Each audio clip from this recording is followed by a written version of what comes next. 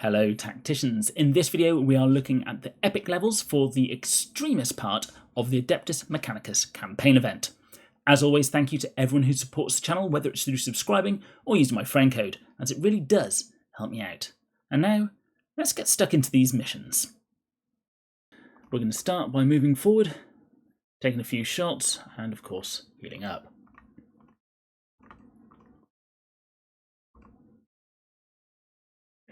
And the trick here is really going to be keeping alive, as well, on the Extremis, they mean what they say, and they really are putting out a lot of damage. As there's 2 turns left, I think there is actually a point to bringing in these Poxwalkers. They'll distract the enemy for a little bit, and also might actually do some damage if they survive.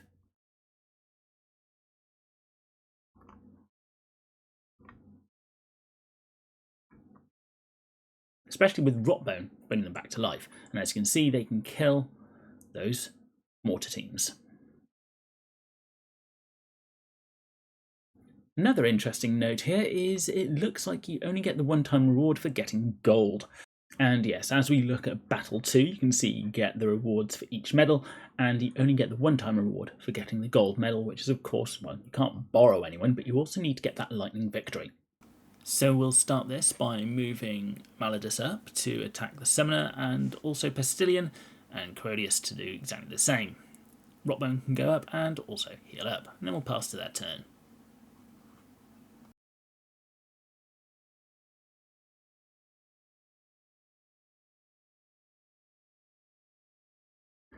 And I think this is another one where on turn 2 you need to bring in the Poxwalkers.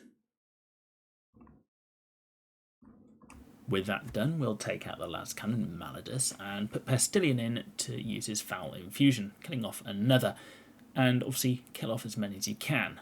Now you'll see that they'll always target the Poxwalkers. They are the weakest unit on the battlefield, but they do pack a punch, which really helps mop up the rest of this map. And hopefully we've got enough in the can to kill these two.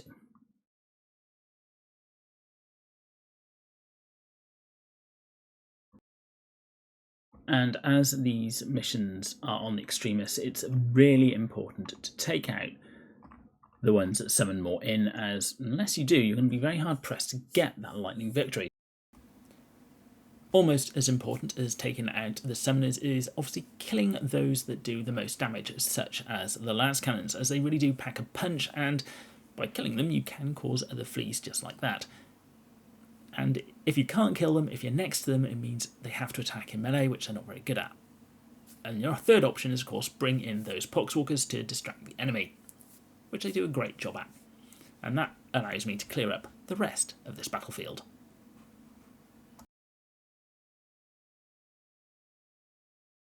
The trick on this one isn't to surge forward. You do want to go forward a little bit. I would say to here with Maladus and just go behind the wall here. And make sure they're all bunched up nicely, just so they can all get a shield to stay protected.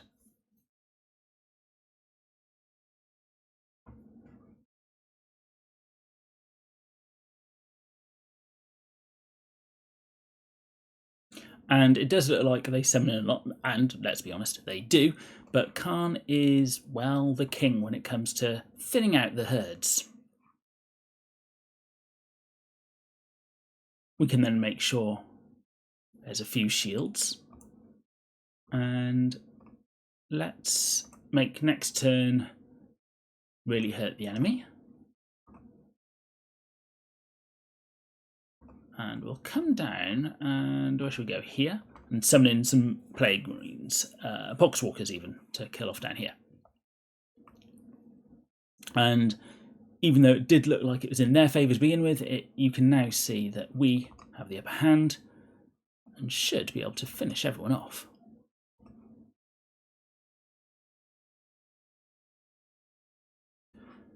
And as you can see, Kharn is the absolute star when it comes to really thinning out the herds. And obviously make sure you get rid of any of the summoners, and indeed anyone else who'll be in the way. And you should find this an easy level as well.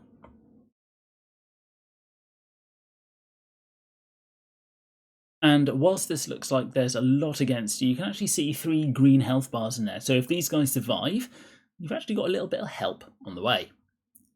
But Kharn does love charging into the middle things, so let's just do that. Killing 3. Nicely done there. And we'll continue moving up.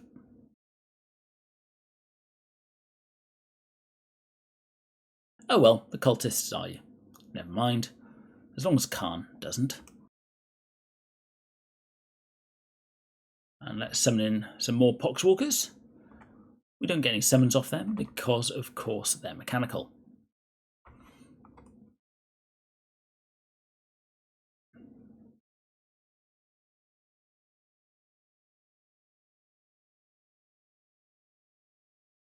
As with many of these maps, you don't have much time to lay around at the back. You have to charge in, and that is why I am always using Kharn.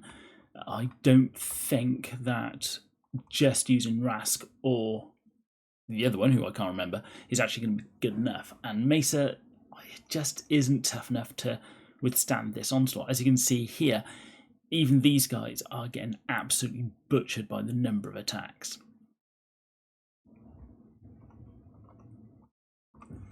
So we'll move up and we'll use the Foul Infusion. And I will admit, I'm in 2 minds. I could summon, as I think it might guarantee. Let's do it. Let's see if it actually does work. It did, but not where we wanted it. But I guess we're in no worse place.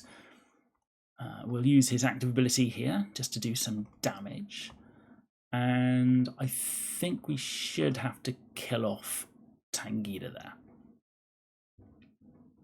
And, of course, do some burnination. And that is all I wrote. For mission 7, we're back to only using these 3 again. Now, I'm wondering if this could well be another map where we have to accept the fact that we won't do it with these 3, and we'll go in with another 3. Oh my word, that is a huge amount of damage. And we'll go in with another 3 to actually do it in time. But let's see how far we get. And I think I will summon in the zombies, only getting 1, which isn't great, as Maladus will probably die.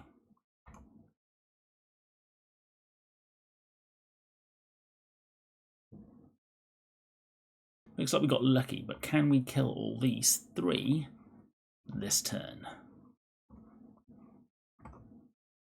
Looks like we can.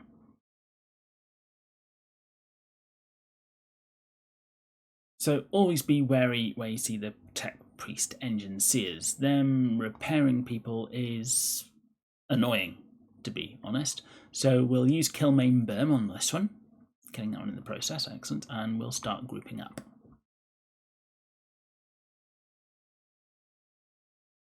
Kharn goes on his killing spree yet again. And how can we do this? Well, I don't think that's going to be too much of an issue. And with that, we can just mop up.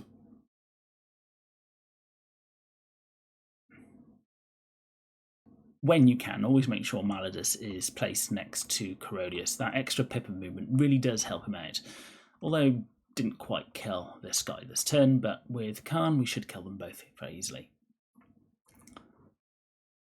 The problem is that they've got these 2 Engine Seers that kind of hit hard.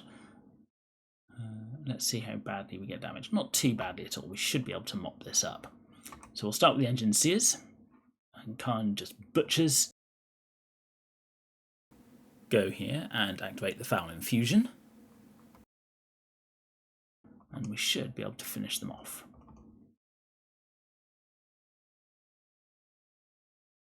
And right after saying on the last one to make sure that Maladus is next to Corodius, on this one I think we need him next to Pestillion instead. So we'll put Pestillion here.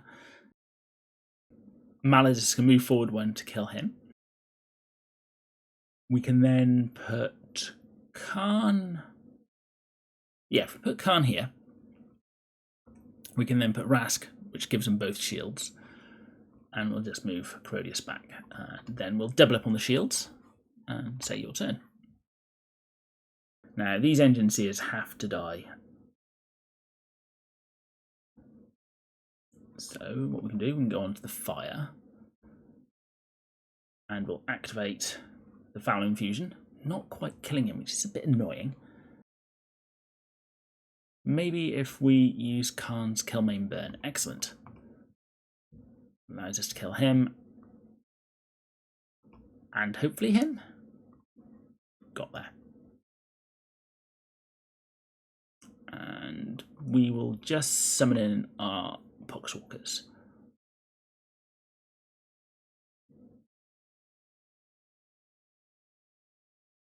Which leaves us free to kill these.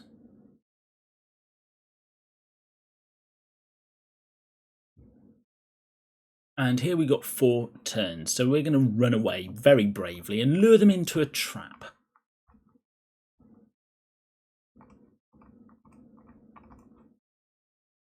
And the reason for that is we don't want extra row piling into us and doing as much damage as he can pretty much do.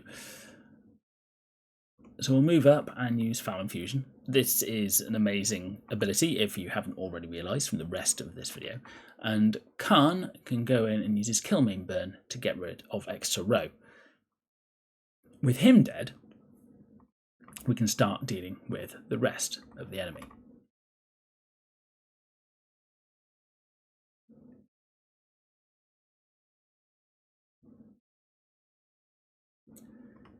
Bit of a close call for Pestillion there, but he can kill this one. Kharn should hopefully be able to take care of these two. Now the problem is, I think I need to kill these two now, otherwise Kharn's going to kill him. Whoops. But it looks like it wasn't too much of an issue. If you like these videos, then it would be much appreciated if you at least think about using my friend code, as it really does help me out. Or if you or your guilds are looking for a new home, please reach out to any of the guilds shown, as we'll always welcome new people into our midst. As always, don't forget to like, comment and subscribe, and I'll be seeing you on the battlefield.